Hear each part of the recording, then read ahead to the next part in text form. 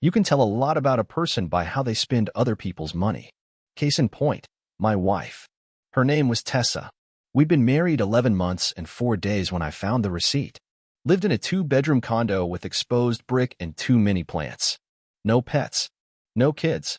Just matching glassware and Spotify arguments about whether Phoebe Bridgers was depressing or honest. I'm a graphic designer. Freelance. I work from home. Make logos for startups that last 6 months and pitch decks for tech bros who can't spell equity.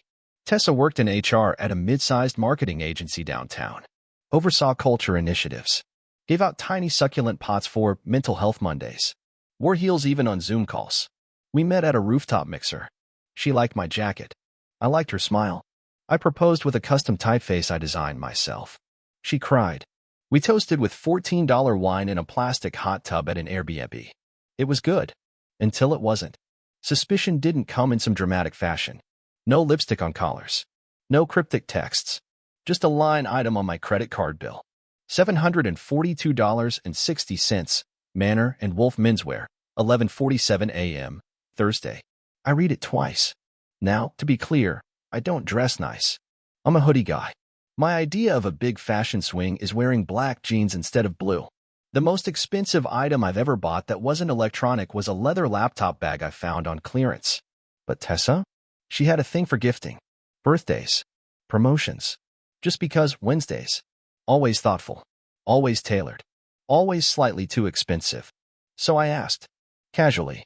One night, post-dinner, we were watching a food doc about fermentation. Hey, I said, scrolling through my card app, what's Manor and Wolf? She didn't flinch. Oh, she said, I still on the screen. I returned something from last year.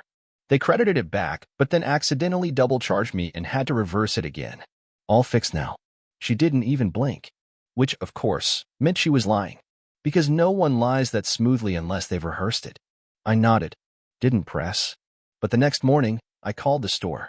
Hi, I said, in my best bright-tone phone voice. I'm calling on behalf of Tessa Langley. She was in recently and bought a gift. I think something may have gotten mixed up with the packaging, and I need the gift note info for the delivery. The guy on the other end barely paused. Oh yeah, I remember that one. Camel coat, size 42. Nice piece. Hold on typing. Yeah. Note says, to D, thanks for last weekend. Couldn't stop thinking about it. Red heart, T. And just like that, the floor dropped out. I hung up, sat on the edge of the bed, stared at the wall for a full 5 minutes. My wife, the woman who hand-lettered our vows and insisted on couples therapy before marriage, just to be proactive, had used my card to buy some other guy a $700 coat and left a note like it was a rom-com. Thanks for last weekend. I was at my sister's that weekend. She said she needed space for a solo spa retreat. Claimed she'd booked a cabin to disconnect. I disconnected too from the version of her I thought I married. She came home that night smiling. Said she'd booked us a table for Saturday at some French place I couldn't pronounce. I nodded. Said, sounds great. Then I opened Illustrator. Because if she wanted to lie with a gift tag, I was going to answer with graphic design revenge. And it was going to be gorgeous. Here's the thing about being a designer. You get real good at making fake things look real. Brand decks. Concept mock-ups. Pitch collateral for companies that barely exist. You learn how to sell a vision. To manufacture legitimacy. And when your wife cheats on you with a guy whose name starts with D and buys him a camel trench coat on your credit card, you realize something else. You don't need a lawyer. You need a layout grid. I spent the next 48 hours building what would eventually become known, unofficially, as the Goodbye Gala. It started as a mock invite. Black and gold. Minimalist. Tasteful serif font, Marcellus SC for the headers, if you're curious. A logo I designed using her company's HR initiative color palette, just to make it believable. Header read. Annual Night of Impact. An evening supporting mental wellness in the workplace. Saturday, 7 p.m. Elmwood Garden Atrium formal attire required. No RSVP number. Just a QR code that led to a custom landing page I designed using Webflow. Looked official. Even had fake testimonials from made-up donors and 2 stock photos I sourced from a royalty-free event gallery. I sent it to Tessa at work. Subject line, look what popped up in my inbox, I thought of you. Within 15 minutes she replied. OMG, yes. I think our DI team was talking about this. Looks amazing. We should go. Of course you should. She spent the next few days shopping. I watched her scroll gowns while sipping red wine, pausing occasionally to ask, "Do you think this shade washes me out? Or is it too soon for metallics?" I nodded, offered polite non-answers. She had no idea I was drafting the guest list in a Google sheet behind her. Family, friends, her coworkers, her boss, Daniel, HR director, married, kids, not D, but he'd be useful as a witness. My sister, her husband, our neighbor Linda, who knew how to fake surprise like a seasoned actress. And him, D. David. The real D. I didn't know much about him yet, just his first name and coat size. But I figured if she was thanking him for last weekend, he probably wasn't a stranger. I checked her phone bill. Yes, I know. That's the one line I crossed. I wasn't proud of it, but I needed to verify. Sure enough, David Carlton. Works in IT consulting. Multiple hour-long calls logged under his name for weeks. Lunch hour timestamps. One on Valentine's Day. That one stung. Not because I'm sentimental. Because she spent Valentine's Day with him and still came home with heart-shaped macarons she claimed were from a bakery that delivers late. I always knew something was off about those cookies. Anyway, I printed the invites. Foil-stamped. Heavy cardstock. Dropped them in hand-addressed envelopes. Some I mailed. Others I hand-delivered. When I slid under her boss's office door with a sticky note that said, "Saw you on the invite list. I'll be there too. Should be fun. T." She didn't know I'd done that. She thought I was designing a t-shirt campaign for a sustainable yoga brand, which I was. That was real too. But the fake gala? That was my passion project. The piece de resistance was the presentation. I designed it in Keynote. 10 slides. Elegant transitions. Embedded video. Minimal copy. Headlines like, "When Trust Breaks, a Case Study." "Invisible Wounds, What HR Doesn't Catch." A Timeline of Affection. Funded by fraud. Every slide was backed by screenshots. The gift receipt. The credit card charge. The call logs. A snippet of the note. To D, "Thanks for last weekend." The final slide? A photo of the camel trench coat, overlaid with my card's last 4 digits. Beneath it, in lowercase Helvetica. He didn't just wear it, he wore it with pride. The whole thing was art. Cruel art, sure. But then again, betrayal's a hell of a canvas. The night of the gala, she was radiant. Silver floor-length gown. Hairpin like she was accepting a humanitarian award. She walked into the Elmwood Garden atrium holding my arm, cheeks flushed. "This is so nice," she whispered. "Did you know about this venue?" "I've seen it on Instagram, but never been." I smiled. I had a feeling it'd be perfect. Inside, the lights were low. Tablecloths white. Chairs arranged in a semicircle facing a mounted screen. People were seated already, her mom, my sister, some of her coworkers. She blinked. "Wait, is that Natalie from compliance?" I nodded. "Huh," she said. "Small world." We sat. She looked around. The place wasn't decked out like a fundraiser, but it had enough polish to pass. She leaned in. "Wait, this isn't something else, is it?" I kissed her cheek. "You'll see." Then the lights dimmed. A spotlight hit the screen, and the first slide faded in. An evening supporting mental wellness in the workplace. Tessa clapped once, politely. Then slide 2 hit. The note. To D, "Thanks for last weekend." Her face froze. The silence grew thick. Slide 3. The receipt. Her name. The boutique's logo. Slide 4. The credit card charge. Slide 5. A screenshot of her text message to him, "Still thinking about Saturday, face-blowing kiss dot." That's when her hands dropped into her lap. She looked at me. "No." Slide 6. A photo of David Carlton, pulled from LinkedIn. Cropped, but clear. Slide 7. Valentine's Day call log. For calls. 2 hours total. Slide 8. A screen recording of my call to Manor and Wolf. The audio echoed in the atrium. Oh yeah, that note said, "To D, thanks for last weekend." Real romantic stuff. People were turning now. Her mother's jaw was open. Her boss, Daniel, had gone red. Slide 9. My face. Black and white photo. Me at our wedding. Smiling. Caption underneath. Funded by me. Worn by him. Final slide. This concludes our presentation. Thank you for supporting mental wellness in the workplace. Applause? No. Just silence. And then footsteps. Daniel stood. Walked toward her. Face blank. "Tessa," he said, voice low. "We need to talk." Outside. She looked at me, eyes wide. Please, she whispered. But I wasn't listening anymore. I was already standing, already walking away. Because that night wasn't for her. It was for me. A goodbye party wrapped in a lie. And every RSVP she didn't know she sent was a reminder that I design everything, even endings. There's a difference between being embarrassed and being exposed. Embarrassment is momentary, a stumble, a slip, a bad haircut in a tagged photo. Exposure is slow. It eats through fabric, strips you layer by layer until there's nothing left but what you hope no one would ever see. That's what happened to Tessa. The night of the gala, her gala, the one she thought was a fundraiser and I knew was a funeral, ended the moment the final slide disappeared and the room exhaled. Her boss stood. Her mother whispered her name like a prayer and a threat. And I just walked out. Didn't make eye contact. Didn't say goodbye. She called after me softly, then loudly. Cole, wait. Please. Just please. But I didn't stop. I didn't turn. Because nothing ruins a farewell like a postscript. By the time I got home, I'd already silenced my phone. I poured a drink. Sat on the balcony. Let the city noise blend with the hum in my chest. She texted. 7 times. Where are you? This isn't funny.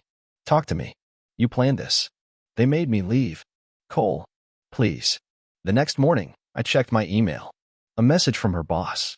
Subject line. We will be in touch.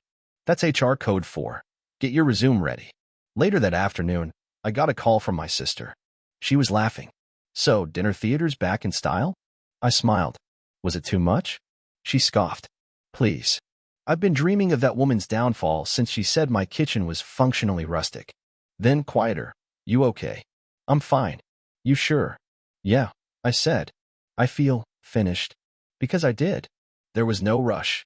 No high. Just that clean, satisfying click when a final puzzle piece locks into place. I didn't need to gloat. I didn't need closure. I just needed the whole thing to be over. It didn't take long for the fallout to make the rounds. Tessa had built her career like she lived her life, curated, careful, and rooted in perception. She'd pitched herself as the face of workplace integrity in a company that loved buzzwords more than boundaries.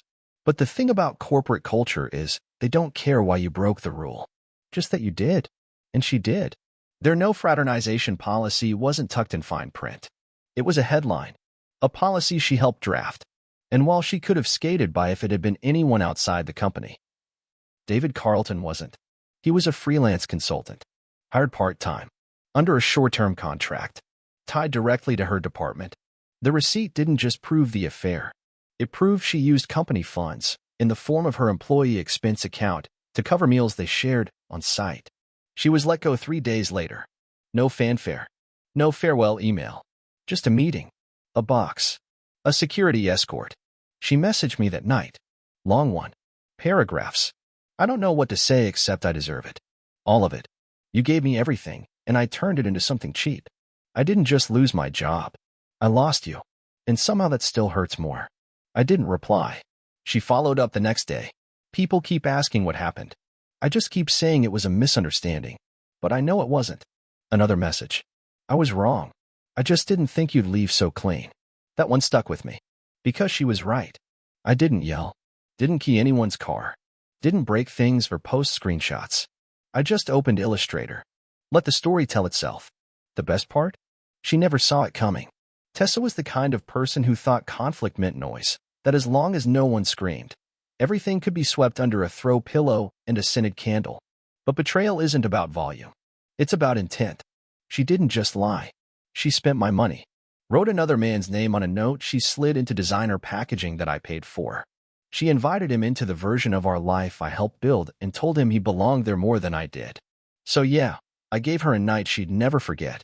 A night where everyone she wanted to impress found out who she really was from a presentation I designed in Keynote. Call it cold. Call it theatrical. But it worked. The condo's mine now. Technically, it was always mine. Bought it before we married. She just contributed to the decor. A few succulents, 3 unread copies of Breen Brown books, and a framed photo of us laughing at brunch in Tulum. I took that down. Replaced it with a print I made. White Helvetica on black. Never waste good typography on the wrong person. I still freelance. Still drink my coffee black. Still take long walks with nothing in my ears but traffic and time. People ask if I'm dating again. Not yet. Not because I'm broken. Because I'm choosing. Tessa was charming. Gorgeous. Well-dressed. But she was a resume with no references. And now? She's just a case study in bad decisions and worse instincts. A month after everything, I ran into her. Grocery store. Middle aisle. She was holding a bottle of wine. I was holding cereal. She froze. I nodded once. She opened her mouth. Closed it. Then said, "You really meant it." I tilted my head. "What part?" She swallowed. "All of it." I nodded. "I design everything," I said. "Even the exit." She didn't follow me out. Didn't message later. She finally understood that goodbye wasn't the presentation. It was me not being angry anymore. That's when you know you're gone for good. There's a freedom in finality. Not the kind you post about. Not a sunset on a beach with a caption like, "Healing Dizzy Dot." I mean the kind that sits in your bones, quiet, settled, weightless. That's what it felt like the week after I saw Tessa in the grocery store. She looked like a woman trying not to be noticed. Beige sweater, no makeup, same bottle of red she used to keep on our bar cart like it was decoration. She said I really meant it. I said I designed exits too. She didn't argue. She didn't cry. She just stood there like someone reading their name on a list they didn't want to be on. I left first. Didn't look back. Because when you're really done, you don't need parting shots. You don't need to win the breakup. You just stop writing the story. And that was the part she never understood. Tessa built her life around the illusion of control. She scheduled dates 2 weeks in advance. She printed itineraries for our weekend getaways. She curated every corner of her life like a Pinterest board, crisp, polished, emotionally airbrushed. Even her cheating had a script. Designer boutique. Carefully wrapped. A thank you note signed with an initial and a heart emoji. But life doesn't follow storyboards. Sometimes, the one who handles the logistics handles the exit, too. I still get questions. People from our old circle, the ones who saw the presentation, occasionally slide into my messages with things like, "You good?" That was next level. "I didn't know you had that in you." One guy, a mutual from her company who used to give me awkward high fives at networking events, actually wrote, "You turned her entire career into a keynote. That's art." I never replied. Because it wasn't about making art. It was about telling the truth loud enough that she couldn't whisper her way around it. And yeah, it was calculated. Because I wanted her to understand something that she never had to learn before.